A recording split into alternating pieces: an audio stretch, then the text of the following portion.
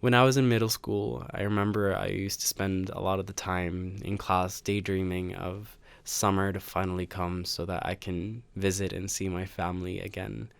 Being in a different country from my family meant that I could only see them for a short period of the year, and that made the experience a lot more special. And so when I had the chance to see my family every summer, I always cherished it, and I really appreciated the company of my cousins and my aunts and my grandmother.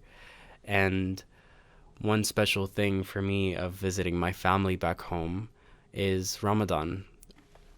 It was always around the summertime when I was in middle school, and having to be around family and experience this entire thing of just sitting around the table, having just prepared this beautiful meal and waiting for those last moments before the prayer, the adhan, comes around, and everybody's very excited to have that first sip of water and have those 3 dates. That is very custom.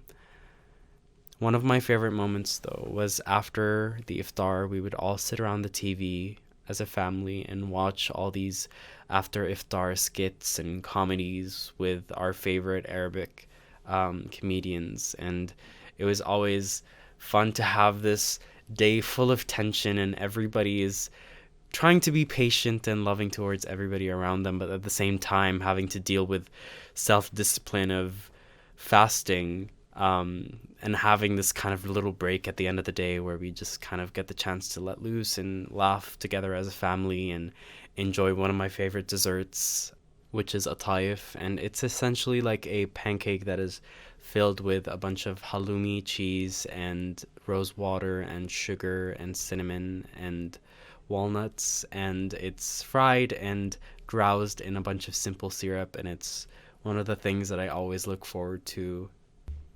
And when the month of Ramadan is reaching its end, my grandmother starts getting ready for Eid.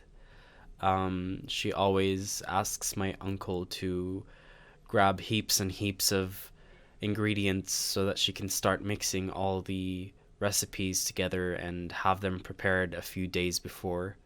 And the night before, we would all sit together, me, my aunts, and my cousins, and my grandmother, and we would start shaping these little dough balls into the beautiful ornate shapes that are very familiar to every single Arab person, I would say. And we would just have this beautiful moment of just sitting around the table and just experiencing this closure of a beautiful month. And even though I haven't been able to experience these moments with my family in a very long time, I will always cherish the memories that I've already made.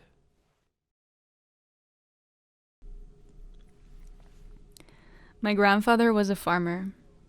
Most of his sons left the small village they grew up in. My Giddu Abdelalim wanted his sons to have brighter futures, and so he sent them off to work any other job besides the land. But my uncle, Amu Muhammad, took after him. When my grandfather died, my father gifted Amu Muhammad the piece of land he had inherited. He had no purpose for it since he was here in the Netherlands. My uncle was free to use the harvest for his own gain. And so every summer when we came back to our town, back to the Bieg, my uncle would make sure we were fed as a sign of reciprocity. So my cousins, Amr Muhammad's daughters, would prepare our meals. They would wake up early and start their work. Fill plate by plate with ishta and fool and with falafel and salata. I would only eat the eggs though. Fool didn't look appetizing to me, and ishta wasn't as rich in its flavor as the Dutch cheeses that I was used to. All of the plates were placed on a bigger round plate, and my cousins would carefully lift the plate to their heads and come to our house. They would cross the street diagonally and leave their slippers by the door. They would greet us with Assalamu alaikum and carefully sink into their hips and knees to place the big round plate on the floor, where we would gather with the whole family, with my mother and my sister and my father. And most days my cousins would join us. And together, before Alhamdulillah and after Bismillah, we would share our meal, homemade from seed to end and carried with love. These moments are my first memories of circular gatherings, and they are filled with food and casual ease and Every New Year's Eve, I would go to Lebanon with my father to visit our family there. Our family typically was pretty huge. Lots of older cousins and loving aunts that welcomed us warmly every winter. And the last time I was there, we had all spent the day preparing dough, stuffings, and cutting vegetables for dinner later that evening. New Year's Eve was a feast in that house. The whole family was over, and every room was filled with people. And the dinner table we would eat at was out on the balcony, covered in this yellow plastic tablecloth with little blue stars on it. It kind of felt like a vinyl material. And after setting the table and laying out all the food, there was really barely any room for your elbows. Everything is always so full and colorful. The brown glazed kibbeh, the fruit salad, the dark green wara arish, and some jewel-looking caviar on toast that I would never touch, and all these other little delights. And when sitting down to eat, we would say a prayer first, thanking God that everyone's made it safe that evening, and that we can spend another year forward together. And even though I might sit between some family members I don't know too well, or maybe don't even get along with too well, I could never deny that I didn't feel comfortable, that I didn't feel safe. No matter what, I knew that these people loved me. As I'm sitting there, I smell the apple smoke of the shisha of my father sitting next to me. He's attentively going to make sure I eat as much as possible throughout the night. And there's music playing in the background. I'm never very familiar with it. It's not really my style. But all my uncles always sing along. Oh, and definitely a lot of Fairuz. I eat and I eat and I eat, trying everything my aunts and cousins have prepared and never saying no to a piece of food passed down the table by my teta. I drink arak, which I really don't like, but I do it to fit in with my older cousins. And I take little bits of everything onto my plate. And when I don't manage to eat, I promise I'll eat later. We all talk about our lives when we're not together once a year, and sing and eat and drink. And then we take a small break before dessert and coffee, and probably more shisha. The men of the family begin to dance in the living room. They swing their legs and arms and jumping up and down with cigars in their mouth. First I'm on someone's shoulders, then I'm doing the decay, then I'm being spun around. It's quite a workout, actually. It's like our own little nightclub. And then we head back to the table for dessert.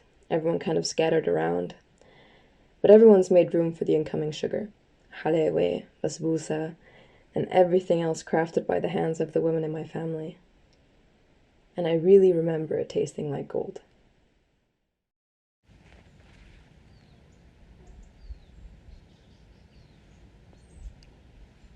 When it comes to food and rituals, the way we prepared food, the way we celebrated food, I remember back in the days in Shiraz, sitting around with my grandma, my aunts, my sister, cousins. There was always some sitting around on the ground with a cloth to not stain the carpet. And we would sit down all together and help grandma clean some herbs to prepare some food with them. Herb cleaning was my favorite. It's actually how I still celebrate my grandmother, how I still keep her alive. I just get a bunch of herbs, fresh herbs. I sit down on a piece of cloth and I clean them. Then I wash them, then I cut them. And it's always a ritual, it's always an activity, a moment to take. Never in a rush. Always in peace. And we used to come together for other things as well. We used to come together to eat fava beans. We used to put kilos and kilos of fava beans in a in a big pot and boil it, cook it for some time. Then put it on a big tray with lime juice and thyme and salt, and sit in a circle and eat it with the whole family and chat and talk. And it would be all gone in no time.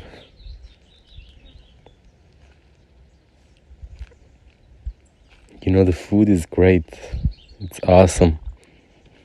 But what's greater, it's coming together, being together, and keeping that life alive, keeping those values alive, keeping them great, keeping them high. Because they're, for me, they're the highest.